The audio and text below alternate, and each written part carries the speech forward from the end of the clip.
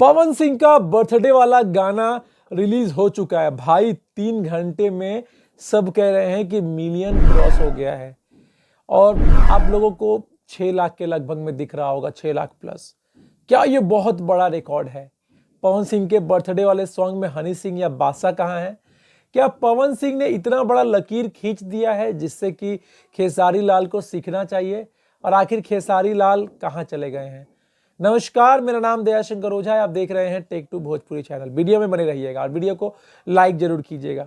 सबसे पहले पवन सिंह जी भोजपुरी के पावर स्टार को बर्थडे का ढेर सारा बधाई, क्योंकि पवन सिंह अपने आप में बहुत ही अच्छे गायक हैं, इसमें कोई दो राय नहीं है। लेकिन एक बात मैं जानना चाहता हूँ, ये मेरा दिली ख्वाहिश है कि पवन सिंह का बर्थडे पे हनी सिंह वाला या बादशाह वाला गाना क्यों नहीं लाया गया? क्योंकि वो आता तो और भी ब्लास्ट होता। क्या बादशाह वाला गाना पवन सिंह के साथ या हनी सिंह का गाना पवन सिंह के साथ ये सिर्फ हवाबाजी चली है या सच में कुछ ऐसा है भी?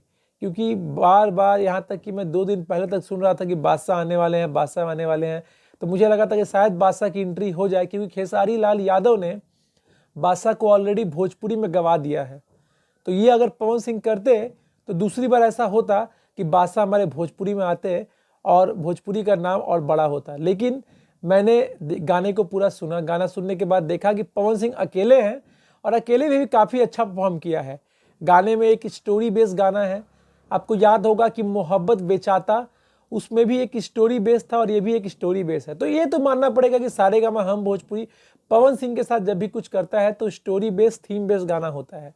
और आज पवन सिंह का बर्थडे है, उसका फ़ायदा कंपनी को भरपूर मिल रहा है, व्यू का बौछार लग गया है। क्योंकि देखो यार, आज बर्थडे है, आज कहते हैं ना कि दुश्मन भी आज चाहेगा कि नहीं यार चलो विश कर देते हैं, चलो गाना सुन लेते हैं। तो पवन सिंह को भरपूर फायदा मिल रहा है। हालांकि पवन सिंह का गायकी में तो हम कोई क्वेश्चन कर ही नहीं सकते, गाना मुझे बहुत ही अच्छा लगा है, कमाल का गाया है।